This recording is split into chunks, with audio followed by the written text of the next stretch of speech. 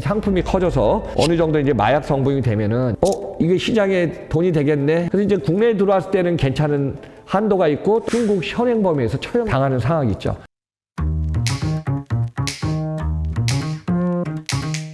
세상연구소 시청자 여러분들 안녕하십니까. 글로벌 시장에서 30년 활동하고 있는 유통물류 글로벌 전문가 조철희 박사입니다. 한국의 수출입 상품 중에는요, 효자 상품으로 진짜 매출 규모를 올린 상품도 있고요. 또 예상의 상품들이 들어와서 이런 것이 있었나 하는 상품들이 있습니다. 그 상품 한번 좀 알아볼까요? 해외에서 수출 수입 상품이 움직이면요, 항만과 공항에서 모든 것을 다 움직입니다. 우리나라는 통관을 해야 되지 않습니까? 근데 관세청이 2023년 평일 24시간 상시 통관 체제를 갖다가 도입했습니다. 해외에서 들어오는 상품이 개인 품목이 되든 또 기업의 품목 되든 속도가 빨라지는 겁니다. 그래서 24시간 통관 체제가 지금 가능하기 때문에 여러분들이 주문한 상품들은 어떻게 했죠? 더 빨리 오겠죠. 그중에 이제 대표적인 상품 마약에 대해서 한번 좀 알아보겠습니다. 마약은 우리나라가 지금 관련해서 마약에 철저하게 단속하고 있지 않습니까? 기본적으로 해외에서 상품들이나 품목들이 들어오면은 통관 검색할 때 마약 우리가 이제 비행기 탈 때도 마약이 들어오면 어떻죠? 다 SA 검색에 다 찍히겠죠. 그럼 일단은 다 압수하고서 거기에 대해서 이제 색출해갖고 이제 여러 가지 이제 엄중한 주의를 주겠죠. 한국에서 지금 어떤 일이 있었나 보니까요. 한국에서도 마약 성분이 있는 황가버섯을 재배해갖고 어느 정도 크면은 이거 캡슐 형태로 가공해갖고 10대가 결국 경찰에 붙잡힌 사례가 좀 있지 않습니까? 그래서 황각버섯이 다 자라면은 마약인데 기본적인 씨앗이 있습니다. 씨앗을 우리가 포자라 그러거든요. 근데 씨앗 단계에서는 어때요? 황각 성분이 없지 않습니까? 근데 이제 이게 규제 대상이 아니갖고 손쉽게 구매해서 그걸 갖다가 재배해갖고 하는데 이 상품이 커져서 어느 정도 이제 마약 성분이 되면은 이 부분은 법의 저촉을 받게 됐죠. 그래서 이제 국내에 들어왔을 때는 괜찮은 한도가 있고 또 해외에 나갔을 때는 괜찮은데 전 세계에서 마약의 규제가 안 되는 국가들도 꽤 있습니다. 마약의 소지 물량이라든가 중국 현행 범위에서 처형당하는 상황이 있죠. 마약의 성분이 있냐 없냐는 여러분들이 진짜 모르고서 그걸 갖다가 이제 상품을 구매해서 오는 경우도 있기 때문에 그런 부분은 여러분들이 한번 체크해갖고 준비하면 좋을 것 같습니다. 일본에서 들어오는 후쿠시마산 수산물이 659톤이 수입됐다고 하는데 여기에 대해서 여러분들 알고 계신가요? 국내 시장에서 물건을 만들고 상품을 만들면요, 상품에 원산지가 있고 가공하는 곳에 따라 달라집니다. 이미 후쿠시마에서 들어온 것은요, 젓갈, 어물, 통조림 등 가공식품을 한 상품들인데 이게 지금 일부 논란의 소지가 있어서 한번 좀 내용을 소개할까 합니다. 주로 일식에 사용하기도 하고 초밥의 재료로 사용하고 있는데요. 기본적으로 네덜란드의 청어알이 후쿠시마의 공장에서 가공해갖고 상품을 만드는 경우도 있고요. 노르웨이에서 원산지지만은 이 상품이 후쿠시마에서 가공해서 수출하는 상품도 여기에 포함되겠죠. 한국의 식약처에서는요, 재료의 원산지냐, 가공식품의 마지막 단계 수출한 곳이냐에 따라서 이걸 좀 체크해야 되는데 아직까지도 이 부분이 좀 어려움이 있다고 합니다. 그래서 식품에도 우리가 일상생활용품, 또 생산자의 상품, 소비재 상품에 따라서 다양하겠지만은 원재료, 가공품, 완제품이 있어서 원산지냐, 가공업체의 마지막 단계에 따라서 이 부분이 상당히 중요하지만은 현 상황에서는 이 부분이 좀 어렵다고 합니다. 그래서 해결하는 과제 앞으로 좀 주목되고 많이 필요할 것 같습니다. 여러분들은 이탈리아의 꽃게에 대해서 들어본 적이 있으신가요? 아마 매스컴을 통해서 여러 번 좀 나왔을 겁니다. 이탈리아에서는 지중해가 있기 때문에 항상 이탈리아라는 레스토랑이나 가면 어찌 조개를 많이 먹죠. 조개가 들어간 상품들. 근데 이탈리아에서 조개를 갖다가 수확해야 조개를 잡아먹는 게 꽃게라고 합니다. 그래서 꽃게를 잡을까 조개가 수확량이 나야 돼 안 되니까 이탈리아에서는 꽃게를 갖다 어떻게 퇴치를 해야 되겠죠. 42억 원 정도를 사용하면서 이게 불편하니까 퇴치를 하는데 아세안 시장, 아시아 시장에서 또 꽃게를 원하는 국가들이 있었습니다. 근데 최근 들어서 우리나라도 이게 시장에 돈이 되겠네 해갖고 지금 꽃게를 들여야 된다 해서 지금 움직이시는 분들이 있습니다. 그러면 이탈리아에서 지금 퇴치 운동을 했던 꽃게가 한국에 들어오면 어떤 영향을 받을까요? 한국에는 여러분들이 이제 간장게장 통해서 많이 먹지 않습니까? 게 요리 하면 어때요? 간장게장, 밥도둑이가 그러겠죠? 근데 이 꽃게를 들어와서 간장게장으로 만들 수도 있다고 하고요. 또 우리 식탁에 많이 올리고 또 외식 산업에 도움이 된다고 하고 있습니다.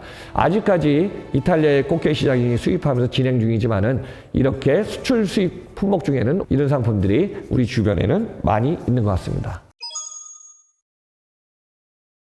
수입 소고기의 1위는 거의 미국입니다. 여러분들 아마 매장에 가서든 어떤 품목 보면 미국산, 호주산 너무 많지 않습니까?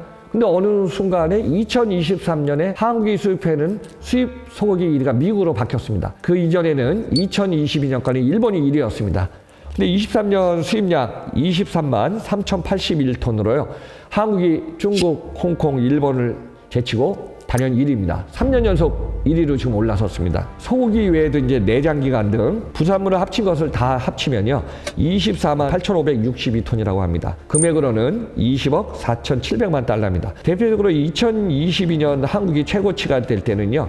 28만 4,521톤이었는데 2022년보다 23년이 한 18% 줄었습니다. 한국은 인구가 5,150만 명입니다. 2022년부터 인구가 줄기 시작했고요.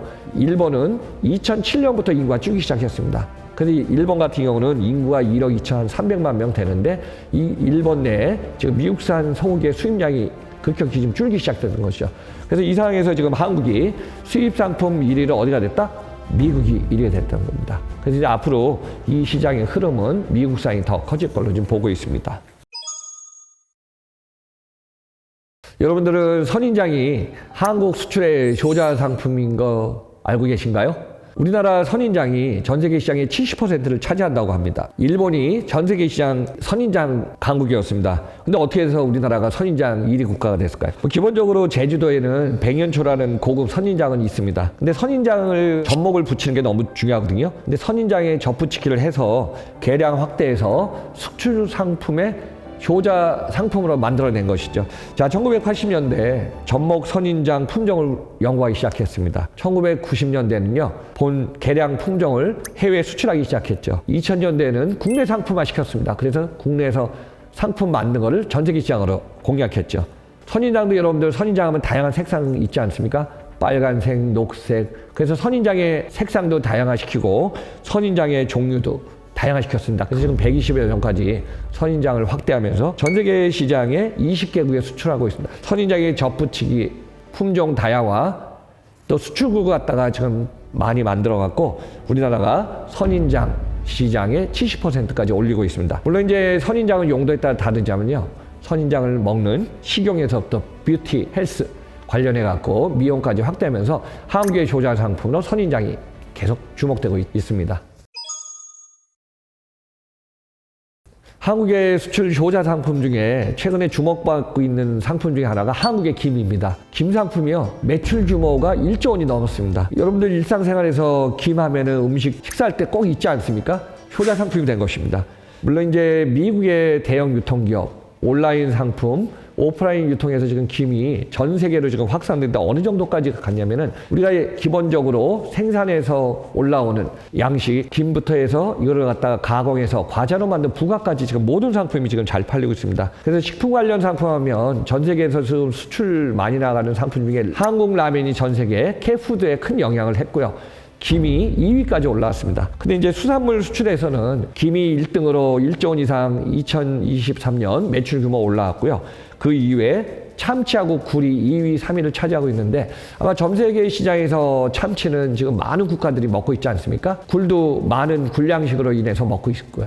그래서 지금 참치하고 굴보다 김의 수출 규모가 엄청 커졌고요. 그만큼 앞으로 김이 전 세계 시장을 공략할 가능성은 더 커진 것 같습니다.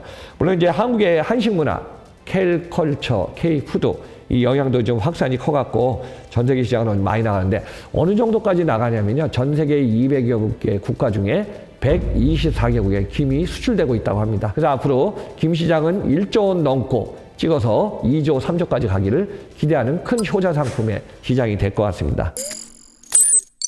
우리나라는 글로벌 시장에서 수출 수입의 상품 의존도도 높지만 많은 상품을 지금 움직이고 있습니다. 전 세계에서는 각국의 GDP가 있고요. 그걸 합친 것을 총 GDP라고 하는데요. 2023년 데이터에 미국이 1위 시장입니다. 26조 원 달러입니다. 2위는 중국이 18조 원 달러입니다. 3위는 참고로 일본이 4조 2천억 달러입니다. 한국은 10위권 내에 들다가 13위 1조 6,500억 달러까지 올라오고 있는데요. 그만큼 수출 수입 상품에 대해서 다양하고 우리나라가 지금 이 상품들을 움직이고 있습니다. 자, 우리나라는 글로벌 시장에서 공략해서 다양한 상품들을 만들어내고 여기에서 글로벌 시장에서 활약하는 국가로 되기를 기원하면서 방송을 한 번쯤 정리해봤습니다. 여러분들의 시청과 성원 감사드립니다. 대다수 여러분들이 생활 필수용품이나 공산품 사면 다 어디 거죠? 중국 제품입니다. 소비자 입장에서는 중국에 알리가 들어오든 테마든 상관없습니다. 이 시장의 주인공은 누구죠?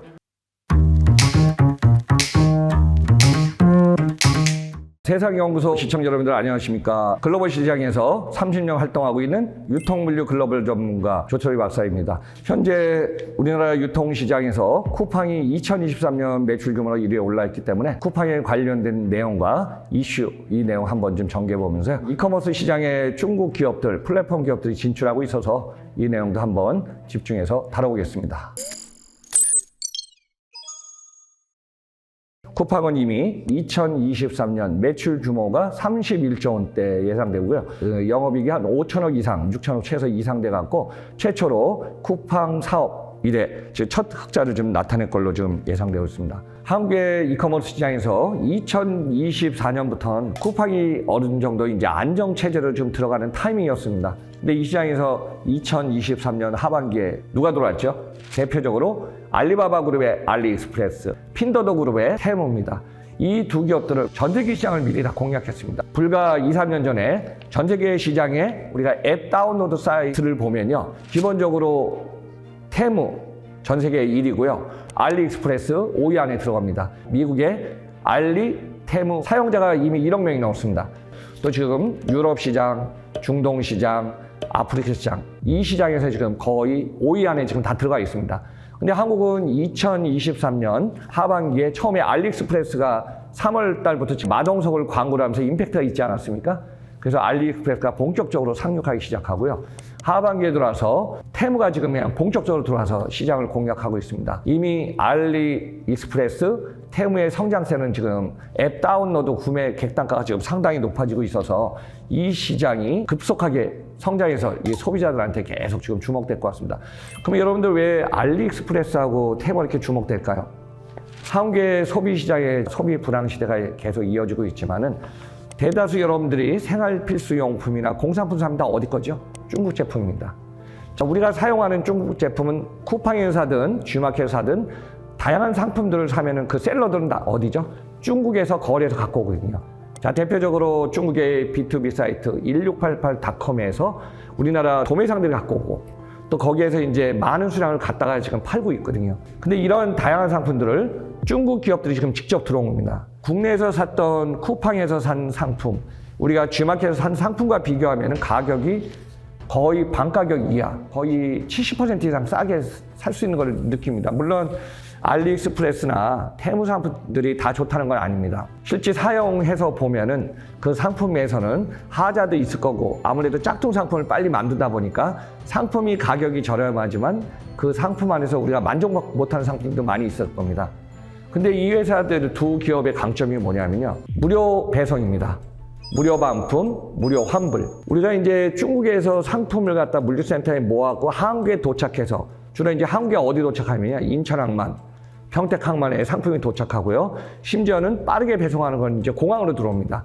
근데 이 상품이 들어와갖고 국내에서 이제 배송을 하면 물류비가 얼마나 많이 들어가 있습니까? 근데 이 부분을 알리익스프레스하고 테무는 막대한 비용을 쏘면서 계속 한국 시장을 공격합니다. 자, 왜 그럴까요? 지금 중요한 사항은 중국의 두 기업들이 전 세계 시장을 공략하면서 일단은 앱의 고객, 충성 고객을 빨리 확보하는 것입니다. 그럼 여러분들 한번 사용할 때 어땠죠? 기존에 쿠팡을 사용할 때 우리는 스마트폰을 열면 쿠팡을 먼저 보겠죠? 쿠팡 안에 있는 앱, 자기가 주기적으로 샀던 상품을 갖다가 계속 눈앞에 보이니까 그걸 갖다가 반복 구매할 겁니다. 자, 그래서 지금 알리나 테무의 상품들을 여러분들이 앱을 갖다 열어갖고 상품을 보면 가격이 너무 저렴해요. 얼마? 가격을 2,000원, 3,000원입니다. 심지어는 프로모션 한다고 막 2만 원, 3만 원짜리 거의 1,000원대 주지 않습니까? 그러면은 5개, 10개를 사도 2만 원, 3만 원도 안 돼요. 근데 배송은 집 앞에 갖다 주는데 무료 배송입니다. 근데 여기 차이점은 뭐냐면 지금까지 알리익스프레스나 테무는 중국에서 화물을 모아서 물류센터에서 모아서 해상으로 와갖고 한국에서 이제 배송을 해주기 때문에 우리 여러분들 집 앞에 오는 배송 시간은 좀 길겠죠. 대표적으로 알리익스프레스는 한국의 택배 넘버원 CJ 대한통운의 택배를 거의 전담을 줘서 하고 있고요. 테무는 한진, 그다음에 우체국, 경동택배, 대한통운 다양한 쪽으로 합니다.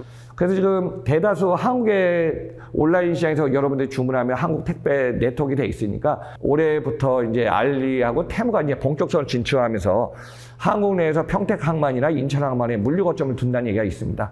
그럼 이게 본격화되면요, 한국에 도착하면은 리드 타임이 3일에서 5일 아니면 일주일 내에 더 빨라지겠죠. 그래서 아마 이 시장은 점점 빨라지는 시장으로 좀 갈 것 같습니다. 2023년 12월 달 전국의 명품 브랜드 파페치라는 브랜드가 있습니다. 쿠팡이 그 명품 브랜드를 인수했습니다. 한 6,500억 정도, 5억 달러를 인수하면서 쿠팡이 지금 새로운 돌파구를 좀 찾으려고 계속 나간 상황이 좀 있었죠. 근데 이제 2023년, 올해 2024년은 소비시장이 상당히 불황의 시기입니다. 중국의 소비시장이 이미 2년 전부터 거의 디플레이션의 늪에서 지금 빠져나오지 못하고 있습니다. 명품 브랜드 전 세계에서 가장 많이 사준 게 중국이었습니다.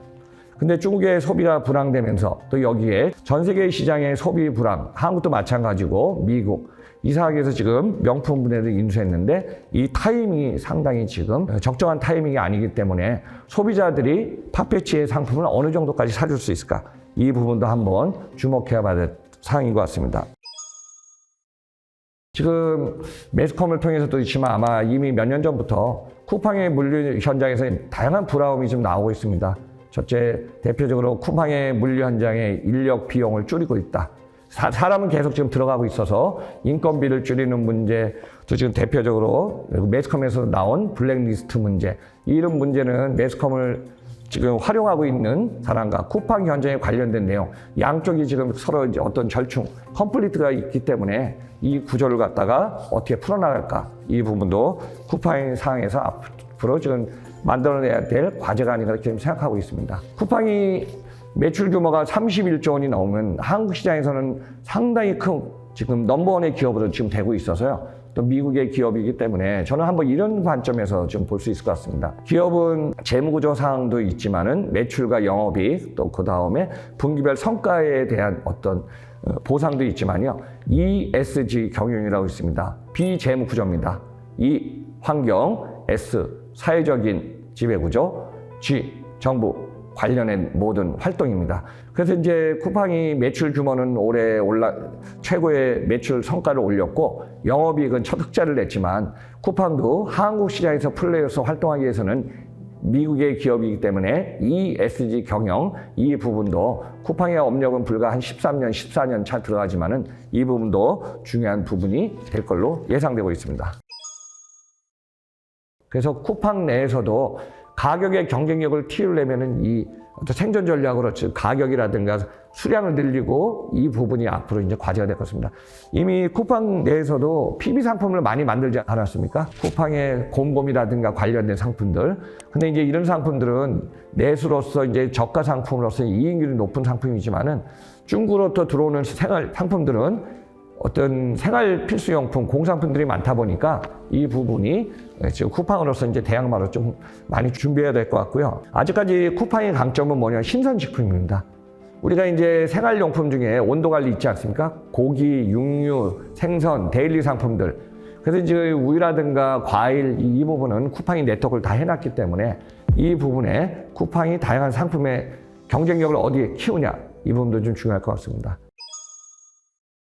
소비자 입장에서는 중국에 알리가 들어오든 테마도 상관없습니다. 그건 유통기업들의 어떤 이런 경쟁 관계겠죠. 그래서 소비자들은 아마 제가 볼 때 올해 2024년 지금 소비가 좀 힘들어질 것 같고 2025년 상반기까지 그런 얘기가 좀 들리고 있습니다. 그래서 소비자 입장에서는 싸고 저렴하고 안정되고 자기가 지금 원하는 상품들이 많으면 좀 쇼핑하는데 즐겁지 않습니까? 그래서 중국의 알리익스프레스나 테무에 들어가면 어떻죠? 쇼핑 중독하게 만들어놨어요. 또 지금 상품이 다양하게 넘쳐나는 건 소비자 입장에서 너무 좋은 겁니다. 그래서 우리가 기존에 똑같은 상품이 많고 가격이 저렴해서 이게 이제 경쟁적인 어떤 소비자를 선택할 수 있는 무기가 되지는 않을 것 같아요. 근데 앞으로 소비자들은 기존에 어떤 상품을 찾고 싶은 게 있었고요. 그 상품들은 다 어디죠? 중국 상품들에서 계속 나올 겁니다. 알리가 되든 테무가 되든. 그러면 그 소비자들은 그 쇼핑을 갖다가 계속 찾으면서 기본적으로 우리가 볼 때 가성비, 가격이냐 성능이냐, 또 가심비, 가격에 대해서 어느 정도 내가 심적으로 마음을 갖고 있냐. 근데 요즘 최근에 트렌드 된 것이 시성비라 들어보셨습니까? 그래서 이제 국내가 아니라 우리가 앱도 보면서 갖고 다니면서 물건을 사기 때문에 리얼타임으로 물건을 주문하거든요. 그럼 우리가 해외 나가서 주문해도 집 앞에 오지 않습니까? 그래서 스마트폰의 앱 다운로드 수를 누가 장악하냐가 가장 중요할 것 같아요. 그래서 소비자는 국내 상품이냐 국내 유통시장은 상관없습니다. 내가 어떤 상품을 선택하고 그 상품에 문제가 없고 나는 그 상품을 계속 사용할 수 있고 선택하면은 그게 가장 중요할 겁니다. 그래서 저는 앞으로 소비자인 고객이 누구를 선택하냐가 앞으로 유통기업의 이 선택받는 몫이라고 좀 생각하고 있습니다. 그래서 이커머스 시장의 플랫폼 시장을 갖다가 우리가 지금 5,200조 원 시장이라고 좀 보고 있습니다. 그래서 5,200조 원 시장 규모에서 온라인 시장 중에 우리가 상품을 사는 크로스보더의 직구, 역직구 시장은 1,300조 원입니다. 그 시장 규모에 이미 중국이 전 세계로 뿌리고 있는 직구 시장은 300조 원을 넘어섰습니다. 그래서 중국이 앞으로 전 세계를 공략하면서 한국은 지금 시작이지만은 크로스보더 시장에서 우리 온라인 시장 규모는 계속 커질 것 같고 이 시장의 주인공은 누구죠? 소비자가 선택해야지 그 기업들도 살아날 수 있다고 좀 보면 될 것 같습니다.